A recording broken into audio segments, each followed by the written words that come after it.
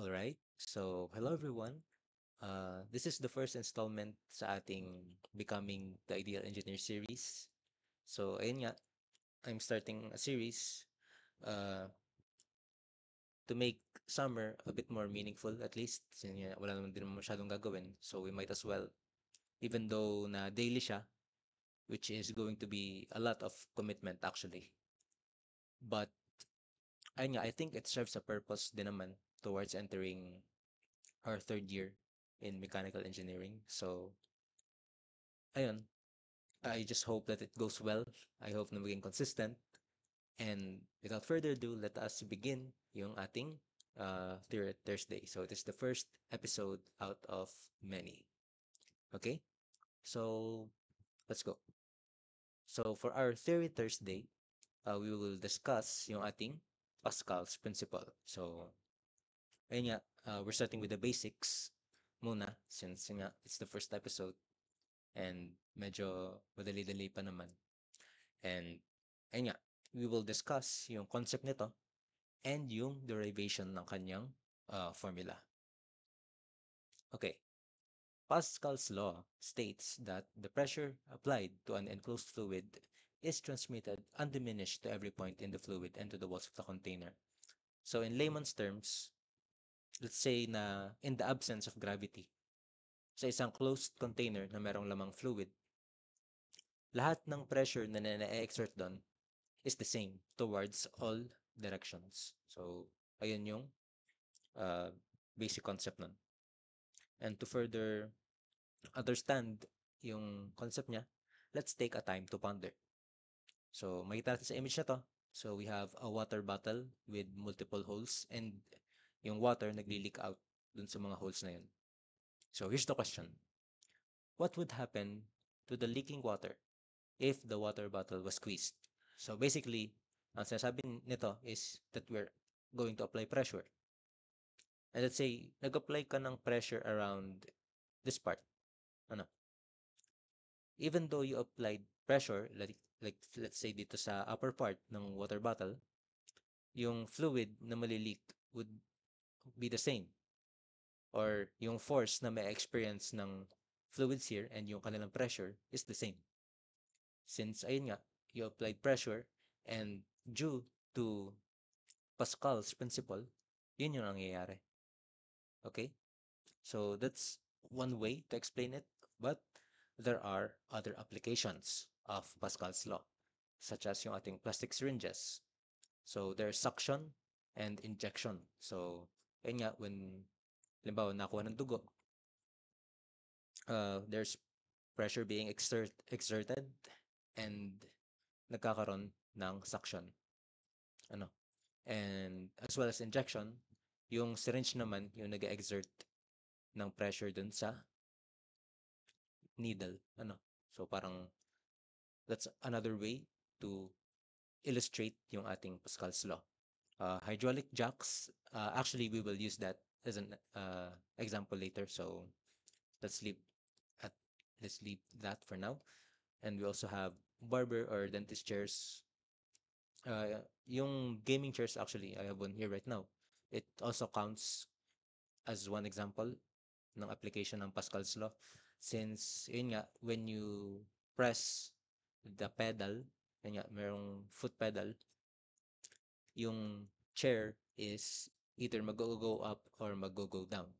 So, ayun nga, merong fluid doon na responsible for the increase ng height ng chair. So, it's the same concept as dun sa ating hydraulic jacks. And also, bicycle brakes. Ano, kapag nasabay ka, tapos pepreno ka, nag-exert ka ng pressure.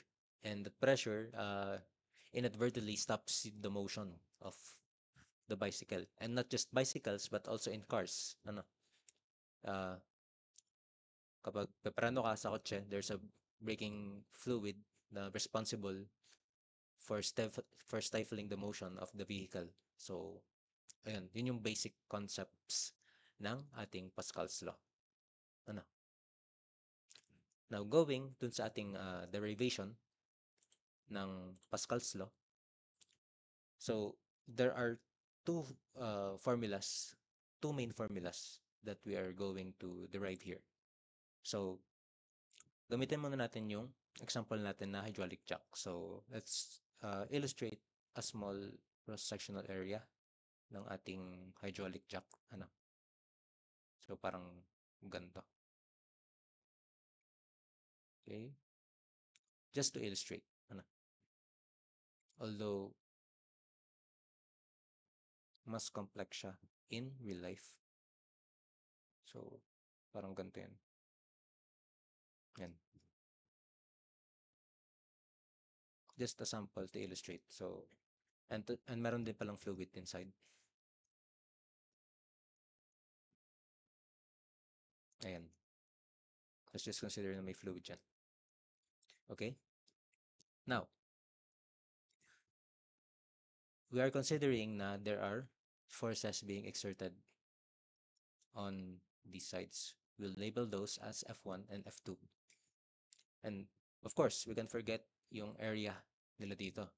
Yung kanilang surface areas. A1 and A2. Okay? Now, since may na-exert na force dito and there's an area here, we must think na merong pressure dyan. And yes, you're correct. Since pressure is equal to force over area. Okay? So that's one of the basic formulas that we have to know here. And ayun nga, since merong pressure dito, it applies to both sides of the platform sa ating hydraulic jack. Which means na if you are putting pressure, putting force here downwards, that must mean na merong movement or merong distance na mako-cover itong ating, let's say, piston here. So, that would be D1. And if you go down here, then the fluid will push yung platform dito. So, that must mean that we have a rising D2 here. Okay? Medyo counterintuitive siya pakinggan, but I'll explain. Since mag-a-apply ka ng force dito, okay? So, this moves. Yung fluid naman dito will push the platform here upwards. So, yun nga. Let's say merong kotse dyan. Therefore, yung ating kotse is tataas. Ano? So, yun nga. It explains the concept. And since meron tayong equal dito na force and area that is being exerted, you might say na we might be violating the laws of the conservation of energy. Well, not really, since ayun nga, medyo counterintuitive nga siya i-explain, but you can say that force 1 over A1 is equal to force 2 over A2. Okay? And considering yung equations na to, and while incorporating yung mga distance na to, you can say that F1 D1 is equal to F2 D2, and A1 D1 is equal to A2, hold on, A2 D2. Okay? Since, let's try to put numerical values para mas maintindihan natin. Let's say na yung ating ratio ng ating hydraulic jack is 100 to 1. Okay? So, as you might have guessed, we're basically using Walter Leuwen's approach since maganda nga yung pagkaka-explain niya in deriving these formulas. So, let's say na meron nga tayong 100 to 1 na ratio ng ating hydraulic jack. So, that means that the distance here must move 100 meters for the distance here to be converted into 1 meter. So, kailangan mong gumalaw ng 100 meters here para tumaas to ng 1 meter. So, it sounds impractical, but we should consider na yung ating hydraulic jacks are designed in such a way na nare-retain niya yung kanyang force, yung kanyang distance here. So it's kind of wave motion, ano? Since we're pumping, that's the word. We're pumping para tumaas yung car. So that's one way to explain it. And really, kaya hindi natin nababiolate yung ating laws of conservation of energy is that we're taking advantage of the gravitational potential energy that is ongoing here. Ano? So kaya siya tataas is dahil doon. Okay? So that is the example using yung ating hydraulic jack. So this is the main formula here. But let's not forget yung relations nila dito. And since these are equal, yun nga, P1 is equal to P2. It must be in equilibrium. All right? And ayun nga, now that we have signified and facilitated yung ating relationship here, now we must focus dun sa ating distance. So whenever we change a distance, depending on the direction, the pressure will change. So there's also a formula for the change in pressure. And that is what we're going to derive next. So balikan natin yung container natin. So let's say na hindi pa nabubutas yung water bottle and there's water here. So let's take a small segment here. Ano? Kumuha tayo ng maliit na segment ng water. So it can be of any shape, but for convenience, even though impractical, let us represent it to be a slab or a block. Ano? So kind of like that. Okay? And we are going to label yung ating certain parts na kailangan. So, of course, this has an area. And also it has a mass, which is the change in mass, delta M. And there's a force here, that's denoted as F2. And yung rising force natin, that would be F1. So, i-ignore na lang natin na wala siya sa center since we're just mostly illustrating. And it also has a weight. No, it has a weight, delta mg. And of course, it is a fluid, so it has some sort of density. So it has the density rho, which we could practically, ano muna natin siya as a function of y. And speaking of y, meron din siyang height. So there's 2 points here. This would be y, and the higher point would be y plus delta y. And itong point na to, that is just delta y. Okay? So, ayun. And yung ating volume na i-represent na natin kay delta M, the volume, that will be the area multiplied by yung ating change in height as well as yung ating density rho sub y. And yun nga, we're doing this. We're representing yung ating direction of y. It's either up or down. Ano? Alright.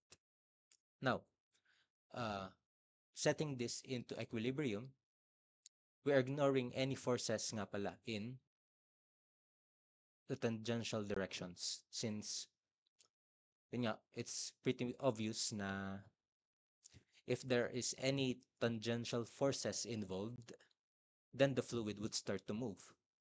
So we're only considering the hydrostatic pressure in this formula. So ayun, take note, we are not yet incorporating yung ating tangential component of forces here.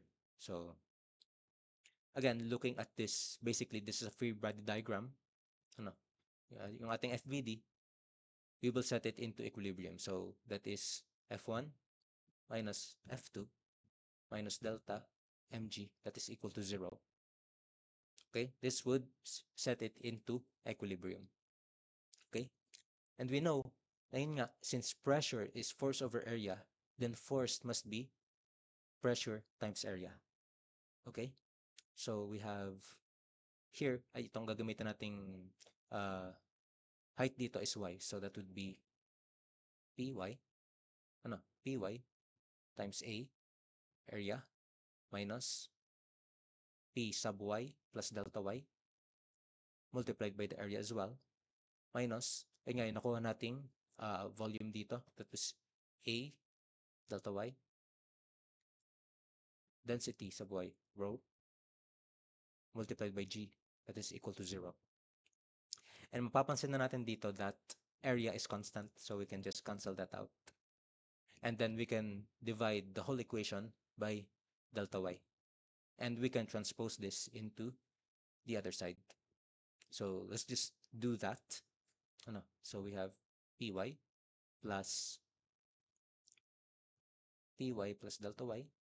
That is over yung ating delta Y. Okay? And i-equate natin siya to negative rho YG. So, ayun nga, since we know the direction, we can omit yung ating Y na. So, it's negative rho G. And you might be thinking, bakit siya negative? So, it is negative because yung ating pressure, yung ating pressure is inversely proportional sa ating height. Okay? So what I mean by that is whenever there is an increase sa ating height, the pressure goes down. And whenever the height gets lower, then the pressure would increase. So kaya merong tremendous pressure in our oceans, deep in the oceans, due to this principle. And so compared to the surface where we experience normal pressure, there is lower pressure when you climb a mountain. Kaya minsan nagkakaroon ng altitude sickness yung mga tao. And then, ayun nga, not to bring that up, but yung sa nangyaring submarine incident where all the passengers imploded, that is due to high pressure in that very low depths in the ocean. So that would signify yung ating negative dito. That is to signify that we have an inversely proportional relationship between the pressure and the height. Okay? Now, to further simplify or to further expand yung ating formula, we may have to insert a limiting case. So that basically means that delta y will be a variable. So inserting a limiting case here, where delta y is approaching 0, we can denote that yung ating negative rho g, that is the change in pressure with respect to the height. Now, what do you notice with this? Okay, yes, we have a differential equation. So this is a variable separable differential equation. So by multiplying dy to both sides, we can separate yung ating differential. So that would be dp equal to negative rho g dy. And now we can integrate both sides. And again, since we are dealing with numbers, since we're not really into calculus that much yet, this is a definite integral. So we have to incorporate yung ating limits. So for the pressure, that's from P1 to P2, and from Y, that is from Y1, from Y1 to Y2. Okay? And we're treating this as a constant, yung ating negative rho g, which is it is naman. It is a constant naman. Now, integrating both sides, we have P2 minus P1 is equal to negative rho g multiplied by the quantity y2 minus y1. And yun nga, this is equal to delta y. This is equal to delta y. And also, yung ating delta y, yun na din yung ating height, h. So let's just replace y2 minus y1 by h. Okay? So we have P2 minus P1, that is equal to negative rho g h. Okay? And again, since we don't really want our formula to look like this, pwede nating i-transpose yung ating signs here para maging negative yung ating raw GH. And we can just do that by pabaliktaran lang natin yung sign ng P2 and P1. So that would be P1 minus P2. Now, rho GH will be positive. Okay? And finally, to compute for P1, we just uh, transpose P2 to the other side. So P1 is going to be P2 plus rho GH. And this is Pascal's principle, specifically when we are talking about the change in pressure. So that's that. And I guess yan na yung ating derivation ng formula. Ano? So again, this is proposed or authored by Blaise Pascal. And he has a quote that man is but a reed, the most feeble thing in nature, but he is a thinking reed. So yun nga, medyo may pagka-deep thinker din si Blaise Pascal, since during his times he was on the same era as Descartes and all the philosophers. Ano? So aside from being a scientist and mathematician, he was also a deep thinker. So ayan, just a little trivia before we end our Theory Thursday. So thank you guys for listening. I hope you learned something sa ating pagde-derive ng formula and pag-explain ng concepts about Pascal's principle. So even though I may be sloppy right now with sa content making, I hope you guys uh, can support me, and I just hope that we can continue this series until the end of summer. So that's basically the summer project for me. Ano? So I guess that's a wrap. Uh, Thank you guys for listening sa ating first episode ng Becoming the Ideal Engineer series. So I'm very excited to be continuing this series. Okay, so that's it. Thank you guys, and of course, happy learning.